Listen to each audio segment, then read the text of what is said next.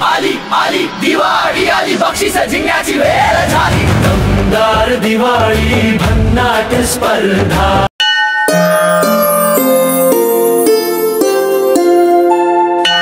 किसी गांव में एक सेठ और सेठानी रहते थे। सेठ जी के पास खूब धन दौलत थी। सेठ जी बहुत धार्मिक प्रवृत्ति के व्यक्ति थे। उनके एक बेटा और बहू भी थे। सेठ जी की बहू भी बहुत धार्मिक प्रवृत्ति की थी।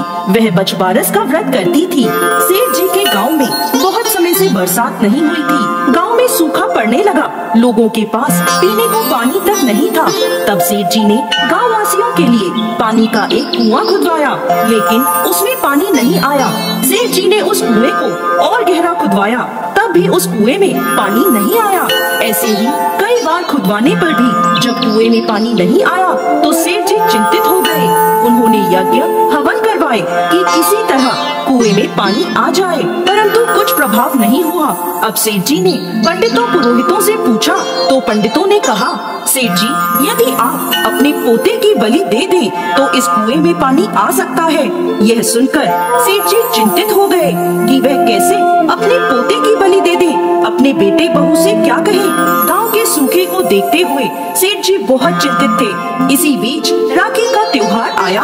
सेठ जी की बहू राखी का त्योहार मनाने अपने पीहर जाने लगी तो सेठ जी ने पोते को अपने पास रख लिया और उन्होंने सोचा कि बहू के पीछे से पोते की बलि दे दूंगा। उन्होंने कुएं पर हवन पूजन करवाया। घर लौटने से पहले सेठ जी अपने पोते को कुएं में धकेल आए। धीरे धीरे पंडितों की कही बात सच होने लगी और कुएं में पानी आने लगा।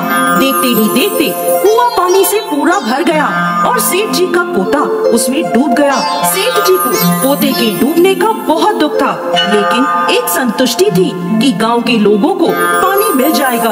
अब सेठ जी को दूसरी चिंता सताने लगी कि बहू आएगी तो उसे क्या कहूँगा। अब उन्होंने राखी के कई दिनों बाद तक बहू को नहीं बुलवाया। उधर बहू सोचने लगी, कई दिन हो गए कोई मुझे लेने नहीं आया, मैं खुद ससुराल चली जाती हूँ। वह खुद अपने ससुराल के लिए निकल पड़ी। जिस दिन ससुराल पहुँची उस दिन बछबारस का दिन था। बहू ने बछबारस का व्रत रखा था। अब जैसे ही वो गांव में पहुँची, भरे हुए कुएं को देखकर बहुत खुश हुई। वह कुएं के पास एक पेड़ के नीचे बैठ गई। थोड़ी देर में वहाँ एक गाय अपने बछड़े के साथ चलती हुई आई। उसे देखकर बहू ने सोचा, क्यों ना मैं कुएं के पास नहाकर बछबारस पूजकर घर जाऊं। अब वह तालाब पर नहा धोकर पूजा करने लगी। तालाब पर नारियल चढ़ाया और गाय की पूजा पूरे विधि विधान से करी। बहू की पूजा अर्चना से प्रसन्न होकर भगवान कृष्ण ने उसके पुत्र को जीवित कर दिया। वह जैसे ही पूजा कर पीछे मुड़ी, उसे अपना पुत्र वहाँ खेलता हुआ दिखाई दिया। वह अपने बेटे को लेकर घर की ओर चल दी।